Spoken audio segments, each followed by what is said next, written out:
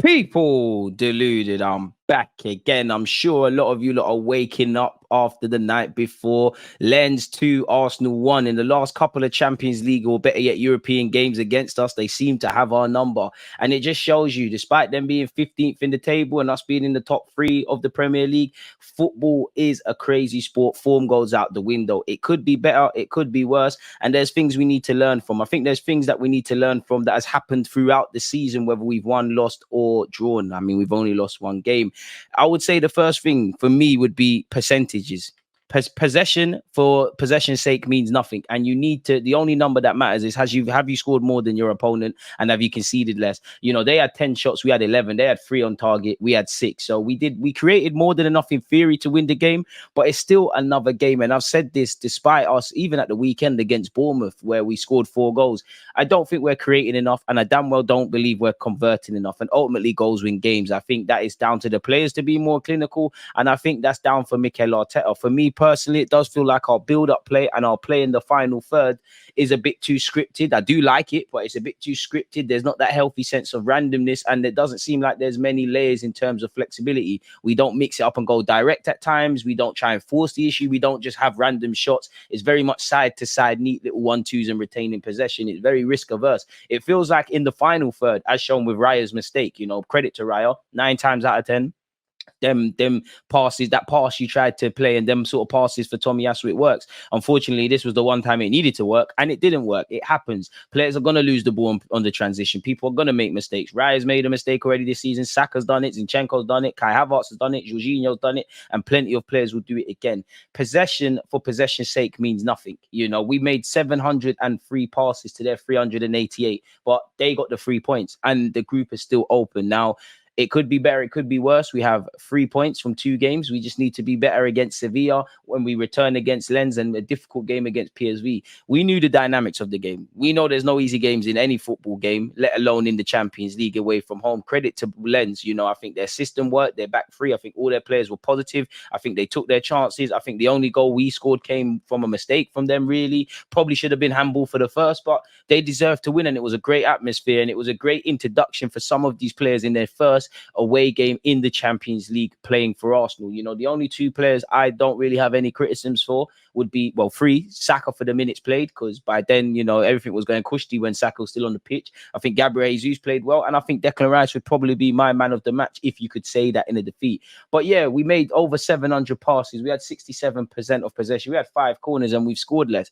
But a bit of it is down to maybe needed a more clinical striker, but we're a bit too, it's, as I said, it's like we take more risks in the final third with our passing, in the defensive third, with our passing, than in the final third, really. I think maybe not so much yesterday, but in the middle third, in the midfield third of the pitch, I think there isn't a team in world football Arsenal can't give a game. Unfortunately, it's about defending well and taking your chances, and those are things Arsenal Football Club, unfortunately, at this moment in time, cannot say that they're currently doing, really and truly. So it's very upsetting. Again, this game showed we need to have more penetrative play. We need to be a lot more fluid. We need to take more shots and ultimately convert more shots.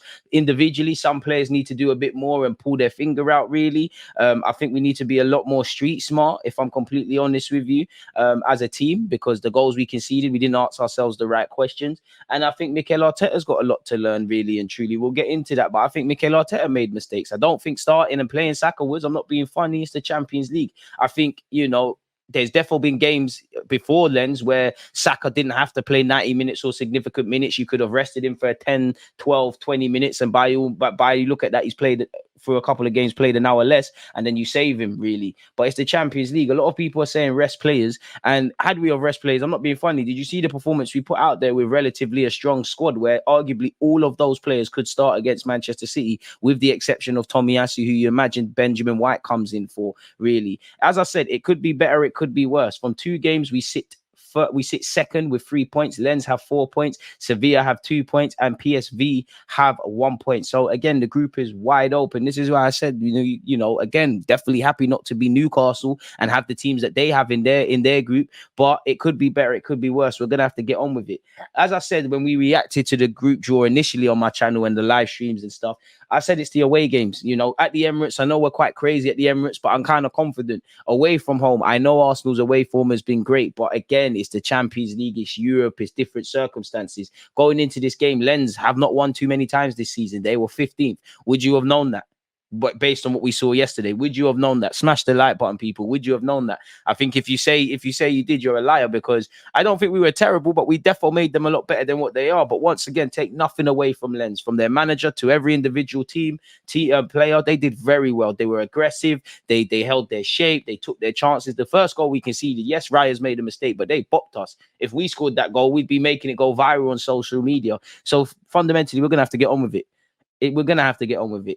This is the last week before the October international break. It does leave a sour taste in your mouth if you lose, not only in the Champions League, but also on the weekend against Manchester City. We're going to have to get on with it. There's no way around it. Like, we can feel sorry for ourselves when we get going. Again, the problem for me is that winning and losing and drawing, it all comes with football. But can we say we gave the best account of ourselves? Can we say we pushed ourselves to the limit? Can we simply have no regrets? I don't think we can, really, which is quite jarring, really and truly. So yeah, man, it does leave me on the verge of tears, really, because it's a bit of a bitter pill to swallow. It is a bit disappointing. It does leave you a bit deflated. It doesn't allow us to carry any real momentum going into the game. And even more reasons to cry. Saka had to come off. He tried that back heel and he's injured.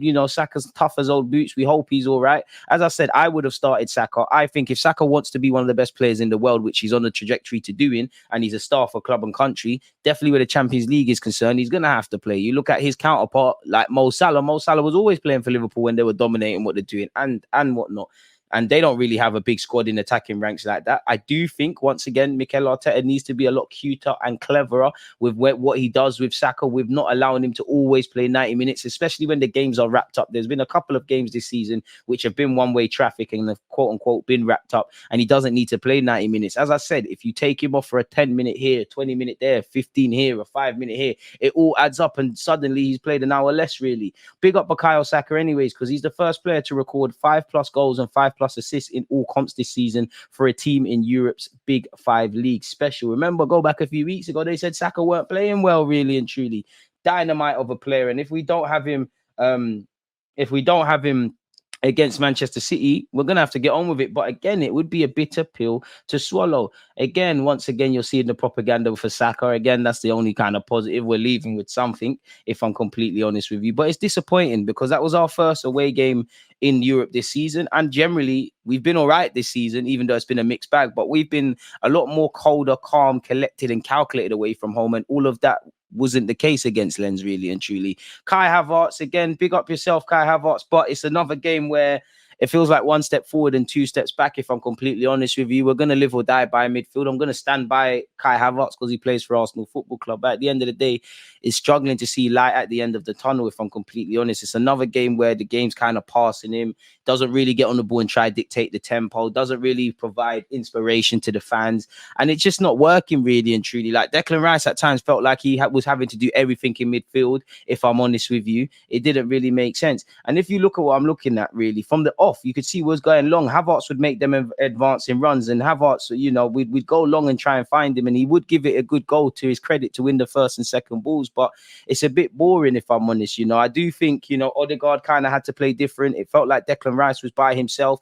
And naturally, with the way we're playing football, it's side to side. Now, with Tomiyasu and Saka, that was once upon a time our first choice, right back and right winger down the right hand side. And I do like Tomiyasu, but we knew with Tomiyasu, he's more of a conservative footballer in comparison to Benjamin White. So Saka's having to go back all the time, as is Jesus and every other player you're seeing in the graphic. Once again, Lens are playing a back three. When you play Arsenal, what has been the case, it's low blocks, it's every man behind the ball. You allow Arsenal to play in front of you and side to side, because they try and perfect it in that sort of way. But after that, there's not really those penetrative passes, if I'm completely honest with you. And again, when you've got Havertz making those forward runs, when you've got Odegaard playing poorly and really just looking unsure, it seems like he has to do everything. The centre halves did okay. Zinchenko let himself down defensively in the game, but obviously gives us a lot going forward.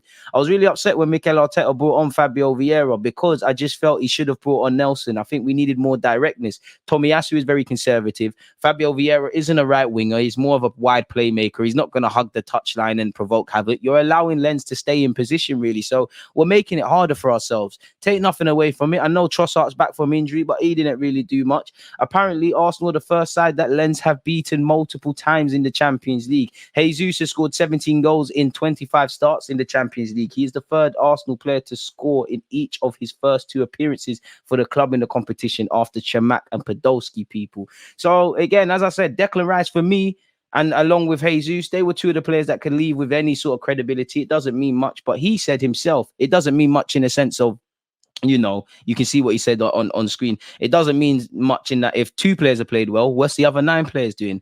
You know, you have to take your chances in Europe, people, really and truly. You have to take your chances, as you can see here with some of the comments from us Arsenal boys, people.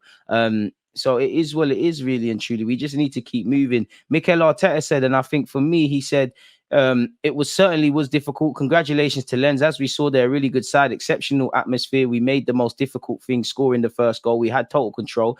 And then he went on to say more. Big up Jesus for 16 goal contributions in his last 16 Champions League appearances. Arsenal conceded away from home for the first time this season. So it's disappointing. Zinchenko, as I said, quality player going forward. Defensively, he's always going to probably let you down, even though I think in recent weeks he's been all right. While he showed why Arsenal and a number of teams in Europe were looking at him, and he got a goal and assist. And to be fair to the young Lensman, what a finish it was from their record signing. Odegaard said on juggling the Champions League, I don't think it's an issue. Of course, it's tough to play in Europe. We played a good team. They were strong. They made it difficult for us. We had 69% possession and 2 shots. Lens had 6 shots. You need to shoot. Ultimately, this is our first defeat, people. So we need to keep going. And we've got no choice because we've got City, Chelsea, Sevilla, Sheffield United, West Ham and Newcastle. And a bunch of those games are away from home.